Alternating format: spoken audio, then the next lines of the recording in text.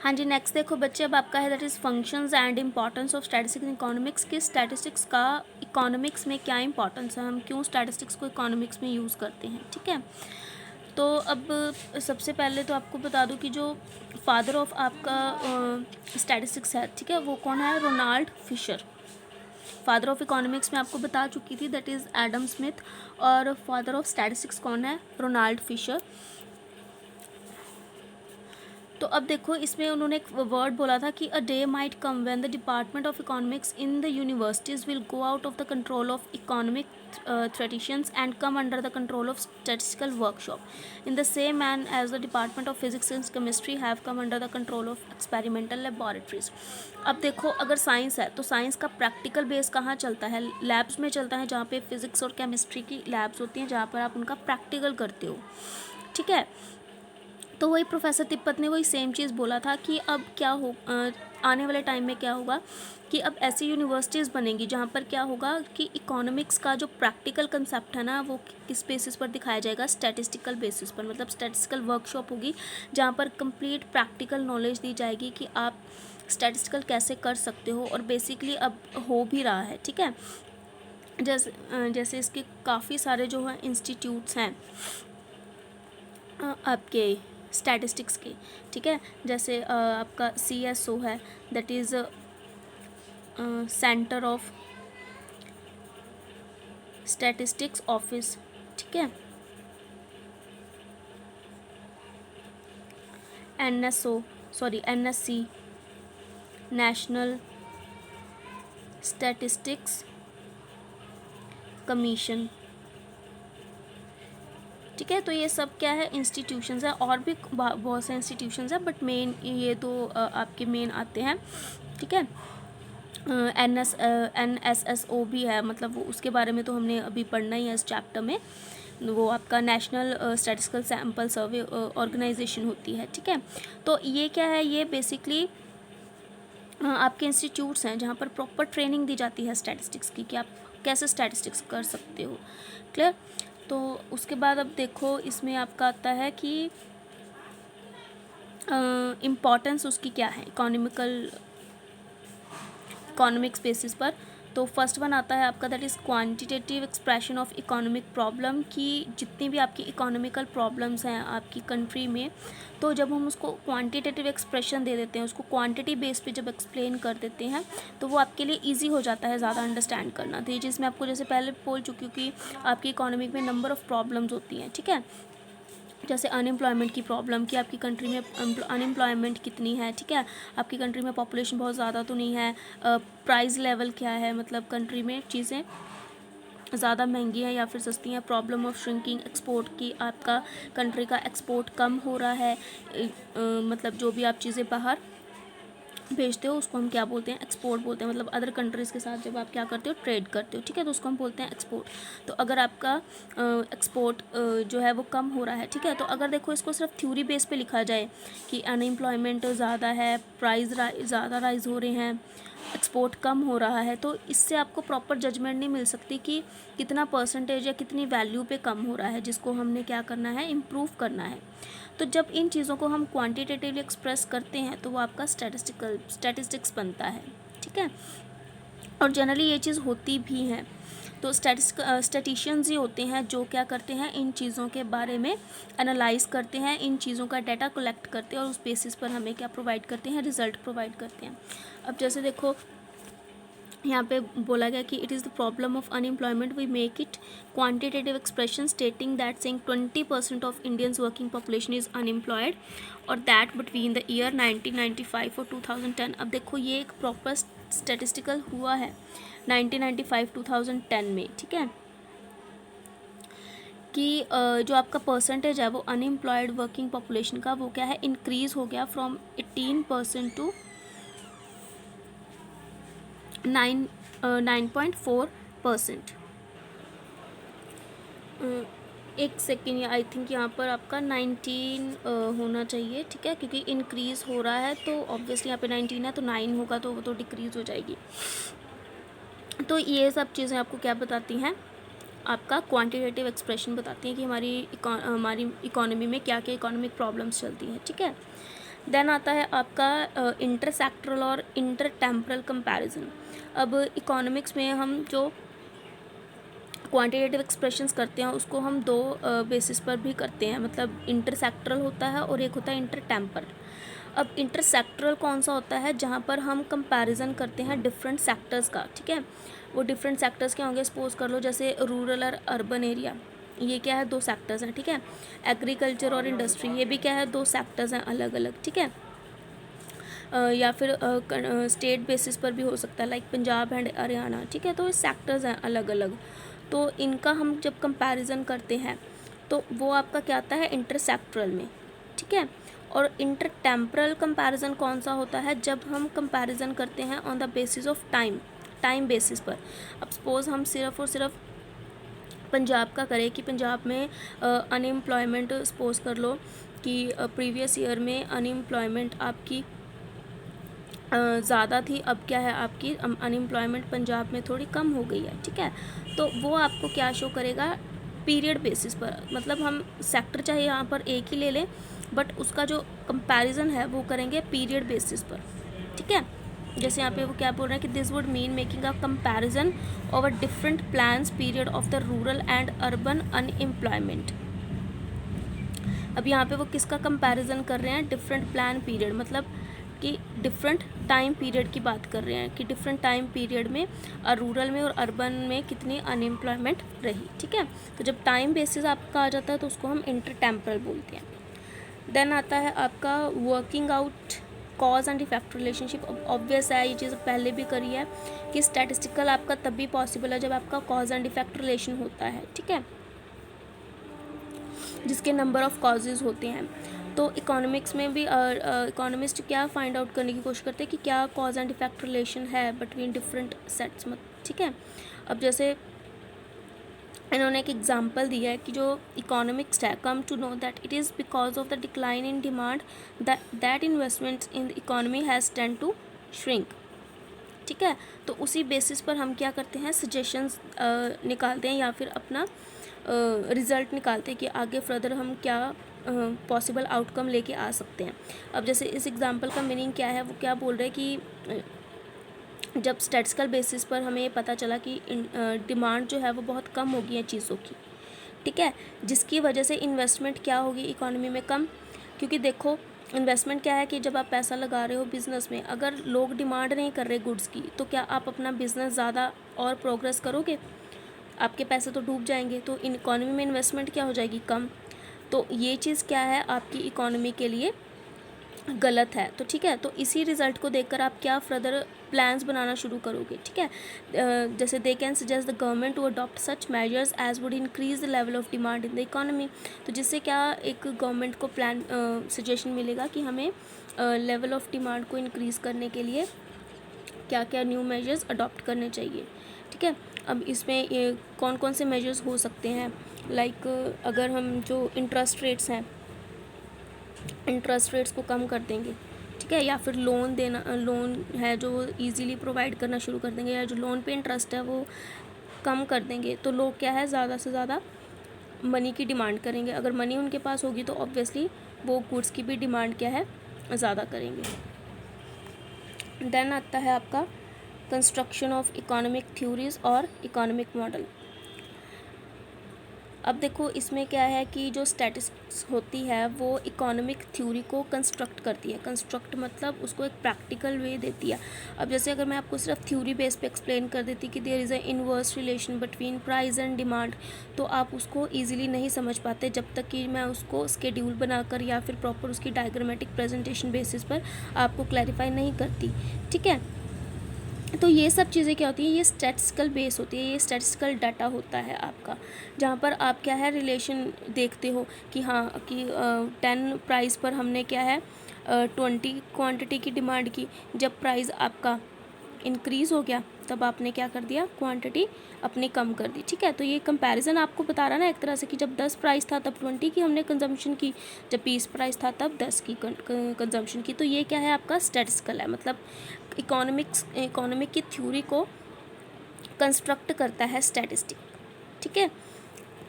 तो अब वही सेम चीज़ देखो लिखिए कि is the construction of theoretical relationship और model possible without statistical experiment, certainly not. मतलब इकोनॉमिक थ्योरीज को हम विदाउट स्टैटिस्टिकल एक्सपेरिमेंट्स कभी भी जो है अंडरस्टैंड नहीं कर सकते। देन आता है आपका इकोनॉमिक फोरकास्टिंग, कि जो इकोनॉमिस्ट होते हैं वो फोरकास्टिंग भी कर सकते हैं चीज़ों की। वही सेम चीज़ ये बोल रहे हैं कि फोरकास्टिंग डजंट मीन कि हम कोई एस्ट्रोलॉजिकल प्रेडिक्शन नहीं कर रहे हैं, मतलब हम कोई भविष्यवाणी नहीं कर रहे हैं कि यही सब होगा, बट हमें एक जजमेंट मिल जाती है कि अगर ऐसी सिचुएशन चल रही है तो हो सकता है कि फ्यूचर में ये चीज़ पॉसिबल हो। अब जैसे वही डिमांड वाली एग्जांपल हम लेके चल रहे हैं कि मार्केट में लोगों की जो डिमांड है वो कम हो गई है गुड्स को लेके, ठीक है। तो उसमें उससे हम क्या फोरकास्टिंग कर सकते हैं कि हो सकता है कि फ्यूचर आने वाले फ्यूचर में जो आपकी इकोनॉमी है वो बहुत डाउन चली जाए। क्यों?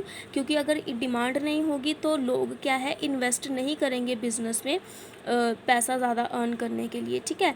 तो जब बिज़नेस ही नहीं होगा तो इकोनॉमी ऑब्वियसली वो क्या करेगी, डाउन जाएगी, ठीक है। तो जब कोई भी हम स्टैटिस्टिकल स्टडी करते हैं तो उससे कुछ ना कुछ हम फोरकास्टिंग ज़रूर करते हैं कि फ्यूचर में ये चीज़ पॉसिबल हो सकती है। अगर तो वो चीज़ हमारे बेनिफिट के लिए है तो वो वेल एंड गुड है, अगर वो हमारे बेनिफिट के लिए नहीं है तो उसको इम्प्रूव करने के लिए या उसको रोकने के लिए फिर हमें क्या करना पड़ता है, मेजर्स देखने पड़ते हैं अलग अलग, ठीक है।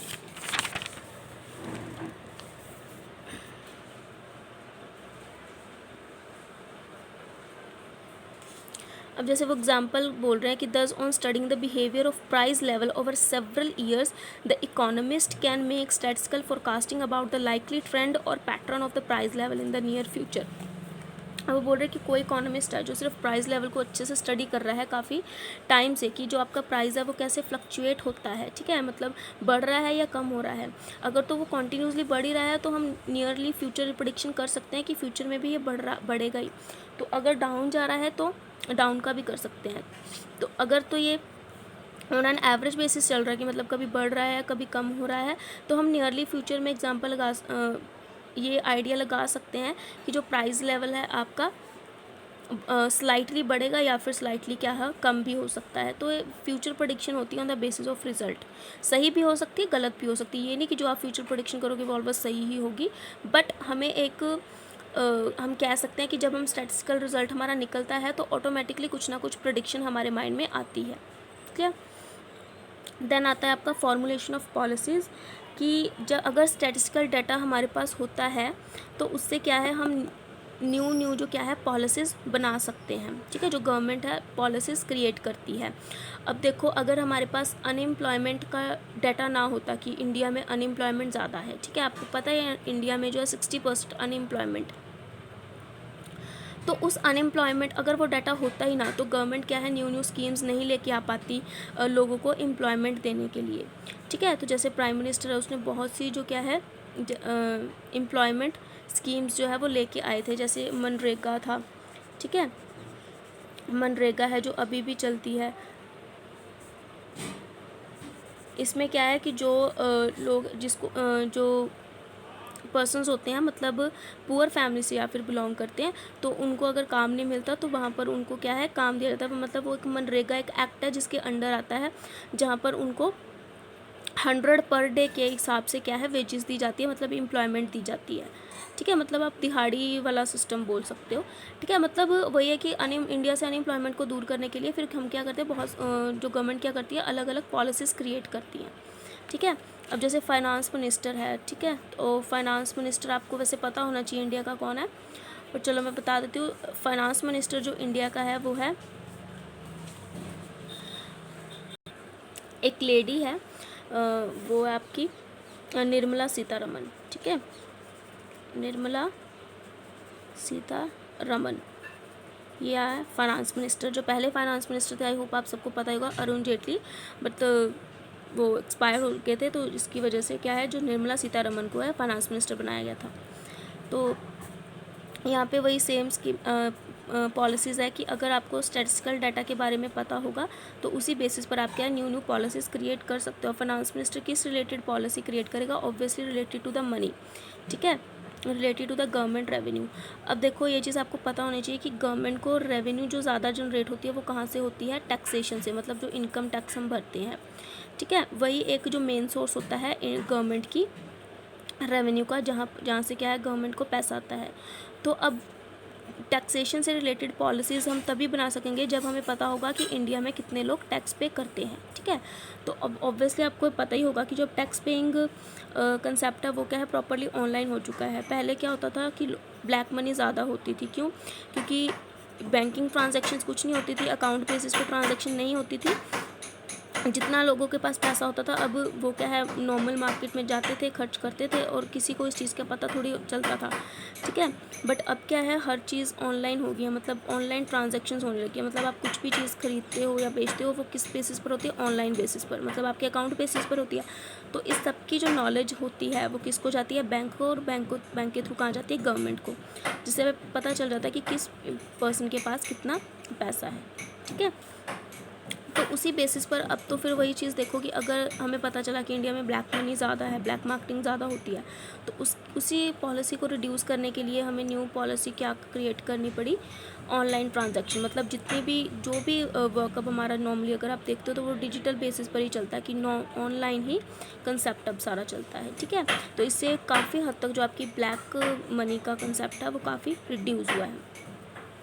देन आता है इकोनॉमिक इक्विलिब्रियम। वही है, देखो इकोनॉमिक इक्विलिब्रियम पोजीशन क्या होती है? वो पोजीशन होती है जहाँ पर प्रोड्यूसर और कंज्यूमर दोनों क्या है सेटिस्फाई रहते हैं। प्रोड्यूसर क्यों सेटिस्फाई रहता है? क्योंकि उसको मैक्सिमम प्रॉफिट मिले, और कंज्यूमर क्यों सेटिस्फाई होता है? क्योंकि उसको सेटिस्फैक्शन मैक्सिमम मिले, ठीक है। तो इसका एक ऐसा कर्व होता है बेसिकली, अब हमने करना है, ठीक है। जो प्रोड्यूसर की कर्व होती है वो सप्लाई होती है, और कंज्यूमर वाला तो हम कर ही चुके हैं, दैट इज़ डिमांड। तो इसको हम बोलते हैं इकोनॉमिक इक्विलिब्रियम। तो ये चीज़ आपको कौन शो करता है? आपको स्टैटिस्टिकल ही शो करते हैं, स्टैटिस्टिक्स ही शो करते हैं, जहाँ पर आप प्रॉपर शेड्यूल बेसिस पर ये रिजल्ट देखोगे कि कैसे जो आपकी जो इकोनॉमी है वो इक्विलिब्रियम लेवल पर आती है, ठीक है। जर्नल जो इक्विलिब्रियम इकोनॉमिक इक्विलिब्रियम आप सीखोगे वो कहाँ सीखोगे? क्लास 12th में। बट लोअर लेवल पर भी आपका जो इकोनॉमिक मतलब इंडिविजुअल लेवल पर भी हम इकोनॉमिक इक्विलिब्रियम चेक करते हैं, तो वो हमने इस माइक्रो में ही करना है, ठीक है। जस्ट अब क्योंकि अब हमने कंज्यूमर का बिहेवियर किया, उसके बाद हम प्रोड्यूसर का बिहेवियर करेंगे, और उसके बाद हमने ये इक्विलिब्रियम कॉन्सेप्ट ही करना है, ठीक है। तो ये बच्चे कुछ फंक्शंस थे माइक्रो के, क्लियर, सॉरी स्टैटिस्टिकल के, मतलब इकोनॉमिक्स में स्टैटिस्टिकल के क्या फंक्शंस हैं। तो अब इसमें एक पॉइंट आता है, that is statistical methods are no substitute for common sense. Statistical methods are no substitute for common sense, मतलब स्टैटिस्टिकल मेथड को आप कॉमन सेंस के साथ सब्स्टिट्यूट नहीं कर सकते, ठीक है। मतलब ये नहीं है कि कोई रिजल्ट आया तो आप अपनी ही कॉमन सेंस से उसको किसी भी कोई भी एंगल दे सको या कुछ भी है, वो चीज़ सही नहीं है, ठीक है। तो जैसे इसमें देखो उन्होंने लिखा है कि it urge that students not to use statistical devoid of their common sense, मतलब उसको कॉमन सेंस नहीं ले सकते। मतलब कॉमन सेंस और स्टैटिस्टिकल क्या है, दोनों डिफरेंट है, ठीक है। समटाइम्स क्या है हम कम्प्लीटली स्टैटिस्टिकल पर भी नहीं रह सकते, और समटाइम क्या है हम अपनी कॉमन सेंस से गलत रिजल्ट भी नहीं निकाल सकते। जैसे देखो यहाँ पे वो एग्जांपल क्या दे रहे हैं कि like larger the number of doctors in an area greater are the death in that area. अब it may be true statistically, अब स्टैटिस्टिकली अगर हम देखें तो ये चीज़ ट्रू हो सकती है, ठीक है, अगर डाटा कलेक्ट किया है तो उसी बेसिस पर है। बट अगर हम अपने कॉमन सेंस बेसिस पर सोचें, तो अगर हम अपना कॉमन सेंस यूज़ करें तो हमें लगेगा कि ये डाटा जो है क्या है, गलत है, कि जहाँ पर ऑब्वियसली जिस एरिया में डॉक्टर ज़्यादा हैं वहाँ पर डेथ रेट ज़्यादा नहीं हो सकता। बट ये चीज़ पॉसिबल है कि अगर हमने स्टैटिस्टिकली डाटा बेसिस पर उस चीज़ को कलेक्ट किया है तो वो चीज़ सही भी हो सकती है। उसके बाद क्या है कि जो समटाइम्स है कि कम्प्लीटली हम स्टैटिस्टिकल पर भी नहीं रह सकते, हमें अपनी कॉमन सेंस भी यूज़ करनी पड़ती है। क्योंकि देखो अगर एवरेज साइज़ ऑफ शूज़, मतलब 50 स्टूडेंट्स हैं अगर एक क्लास में, वहाँ पे एवरेज साइज़ जो बच्चों का है शूज़ का वो है 6, ठीक है। मतलब जितने 50 बच्चे हैं तो उनका रिज़ल्ट बेसिस पर हमने देखा कि ज़्यादा बच्चों का जो है 6 आ रहा है, तो एवरेज बेसिकली उनका निकला 6। बट अब अगर हम कॉमन सेंस यूज़ करें तो स्कूल अथॉरिटी ये नहीं कर सकती कि 50 शूज़ के पेयर जो हैं वो ख़रीदे, ठीक है, 50 शूज़ के पेयर नहीं वो ख़रीद सकती। तो वो चीज़ क्या है, आपकी जो स्टैटिस्टिकल है और कॉमन सेंस दोनों क्या है, अलग अलग चीज़ें हैं। तो ये बच्चे आपका जो टॉपिक है यहीं पे फिनिश है, फर्स्ट चैप्टर जो आपका कंप्लीट हो गया।